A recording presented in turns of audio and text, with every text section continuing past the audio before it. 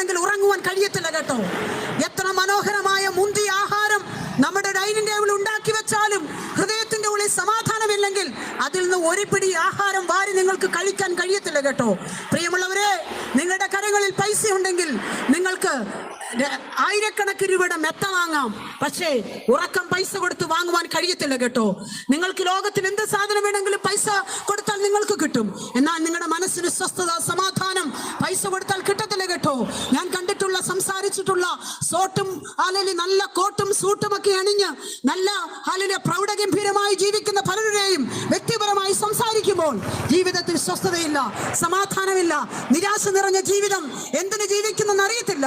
അങ്ങനെ ഇന്ന് ഞങ്ങളെ കേൾക്കുന്ന ആരെങ്കിലും സ്വസ്ഥതയില്ലാതെ, സമാധാനമില്ലാതെ, നിരാശരായി, ദൈവമേ ഇനിയുള്ള അടുത്ത ദിവസം പുലരുമ്പോൾ എന്തായിത്തീരുമെന്ന വ്യാകുല ചിന്തയോടെ ആയിരിക്കുന്നുവെങ്കിൽ ഇന്ന് പകൽക്കാലം ഈ സന്ധ്യാസമയം കർത്താവായ യേശുക്രിസ്തു നിങ്ങളെ മാടി വിളിക്കുന്നു.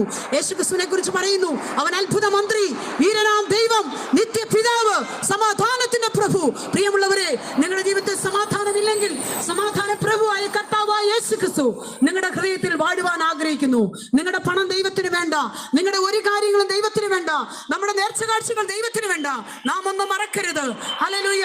അഴുക്കുള്ള കൈ കൊണ്ട്, അഴുക്ക് ചെളി പിടിച്ചിരിക്കുന്ന കൈ കൊണ്ട് ആരെങ്കിലും നമുക്കൊരു ആപ്പിൾ തന്നാൽ നമ്മൾ വാങ്ങി കഴിക്കുമോ? എത്ര വിശന്നിരുന്നാലും ദാഹിച്ചു വരഞ്ഞിരുന്നാലും അഴുക്കുള്ള കൈ കൊണ്ട് ഒരാൾ ഒരു ഭക്ഷണം തന്നാൽ നാം വാങ്ങി കഴിക്കത്തില്ല.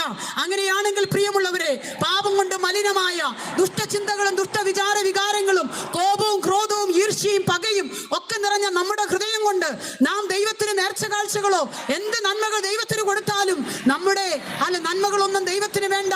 ബൈബിൾ പറയുന്നു, നമ്മുടെ നീതി പ്രവൃത്തികളൊക്കെ ദൈവത്തിന്റെ മുമ്പാകെ കറപുരണ്ട വസ്ത്രം പോലെയാണ്. അതുകൊണ്ട് പ്രിയമുള്ളവരെ, നിങ്ങൾ മാനസാന്തരപ്പെടൂ. നിങ്ങൾ ഒന്നാമതായി നിങ്ങളുടെ ഹൃദയത്തെ, നിങ്ങളുടെ പാപങ്ങളെ ഏറ്റുപറയൂ. നാം പാപം നമ്മിലില്ല എന്ന് പറഞ്ഞാൽ നമ്മെ തന്നെ വഞ്ചിക്കുന്നു ദൈവത്തിന്റെ വചനത്തിൽ പറയുന്നു. പ്രിയമുള്ളവരെ, ഞാനൊരു പാപിയാണെന്ന് ഒന്നാമത് സമ്മതിക്കണം. രണ്ടാമതായി ആ പാപം ദൈവത്തോട് ഏറ്റുപറയണം. മൂന്നാമതായി ആ പാപം ഏറ്റുപറഞ്ഞ് നിങ്ങൾ ഉപേക്ഷിക്കണം. നിങ്ങൾ മാനസാന്തരപ്പെട്ട്, വിശുദ്ധ ബൈബിൾ പറയുന്നു, യേശുവിനെ കർത്താവെന്ന് ഹൃദയത്തിൽ വിശ്വസിക്കുകയും രക്ഷയ്ക്കായി വായു കൊണ്ട് ഏറ്റുപറയുകയും ചെയ്താൽ നീ രക്ഷിക്കപ്പെടും. പ്രിയമുള്ള മക്കളെ, ഞങ്ങളെ കേൾക്കുന്ന പ്രിയ സഹോദര, സഹോദരി, യുവാവേ, മാതാവേ, പിതാവേ, പ്രിയമുള്ളവരെ, നിങ്ങൾ ഇന്ന് രാത്രി ഈ സന്ധ്യാസമയം കേൾക്കുന്ന വചനം നിങ്ങളുടെ കാലിന് ദീപവും നിങ്ങളുടെ പാതയ്ക്ക് പ്രകാശവുമായി നിങ്ങളുടെ ആത്മാവിനെ നിത്യ നരകത്തിൽ രക്ഷിച്ച് സ്വർഗ്ഗരാജ്യത്തിൽ കൊണ്ടെത്തിക്കുവാൻ കർത്താവായ യേശുക്രിസ്തു കൃപ ചെയ്യുമാറാകട്ടെ എന്ന് ഞങ്ങൾ നിങ്ങൾക്ക് വേണ്ടി പ്രാർത്ഥിക്കുന്നു.